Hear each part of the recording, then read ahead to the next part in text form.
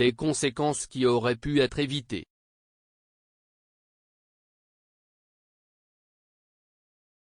Les queues sont nombreuses. L'analyse politique doit être profonde. Et, sûrement, il faudra s'arrêter et réfléchir à tout ce qui a été fait, aux mauvaises décisions, aux émotions qui les ont suscitées et faire, encore et encore, même si nécessaire, un mea culpa.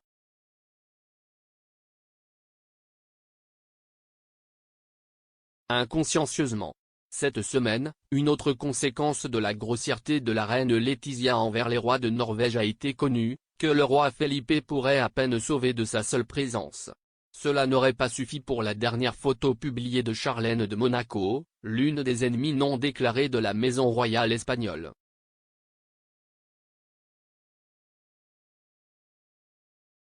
La princesse monégasque et son époux le prince Albert sont arrivés dans la capitale norvégienne d'Oslo pour rencontrer les princes héritiers Haakon et Mette-Marie, la princesse Martha Louisa et le roi Harald et l'épouse Sonia. Une rencontre historique, en soi, et qui survient juste après que les rois d'Espagne aient commis ensemble l'un des trébuchements les plus maladroits de ces derniers temps.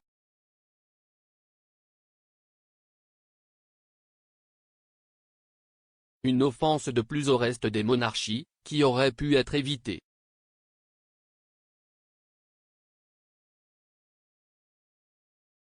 L'agenda de Charlène de Monaco à Oslo prévoit 2 jours en terre nordique. Lors de la première journée, les monégasques ont été protagonistes de l'inauguration au musée du Fram de l'exposition Naviguer en mer de la science, scientifiques et explorateurs. Ils l'ont fait avec leurs enfants, les jumeaux Jacques et Gabriel, qui ont reçu des cadeaux très spéciaux du prince et de la princesse de Norvège.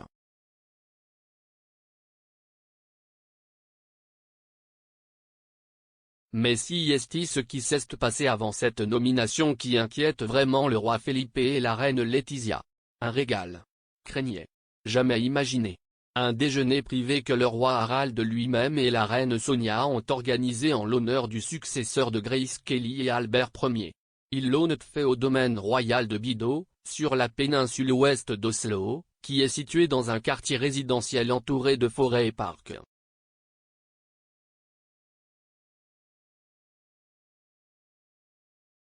La propriété appartient à l'État norvégien, mais depuis 2007, le monarque et son épouse en ont fait leur résidence printemps-été. Si est la résidence royale qui a été utilisée le plus longtemps, depuis 1305, et est située dans ce qui était un monastère.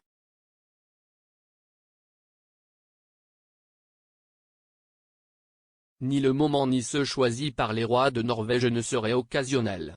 La date, quelques jours après l'impolitesse espagnole envers sa fille lors de son dîner d'anniversaire, la scène de la photo que la princesse Léonore regrettera le plus de sa vie.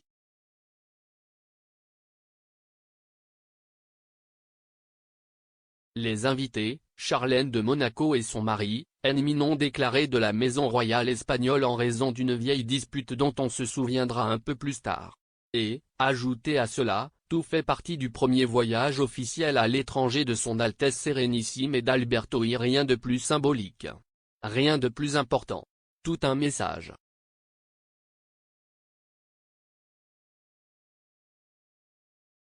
La visite du couple princier qui énerve le roi Felipe et la reine Laetitia culmine ce jeudi, lorsqu'à Longyearbyen, la capitale du Spitsberg, ils découvrent un buste en bronze du prince Albert Ier offert à l'Institut polaire norvégien de Longyearbyen. Plus tard, vous passerez un moment en croisière privée à bord du commandant Charcot.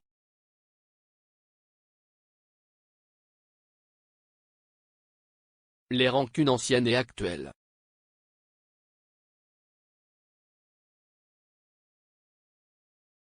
La relation du roi Felipe et de la reine Laetitia avec Charlène de Monaco et son mari n'est pas bonne. Le dégoût remonte à la célébration des derniers Jeux olympiques organisés par l'Espagne.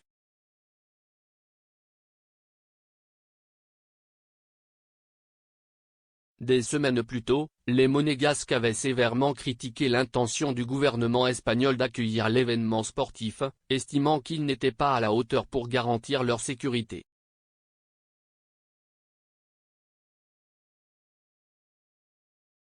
Le commentaire est tombé si mal dans la maison royale qu'aucun des rois ni aucun membre de la royauté espagnole n'a assisté plus tard au mariage du successeur de Grace Kelly avec le prince Albert.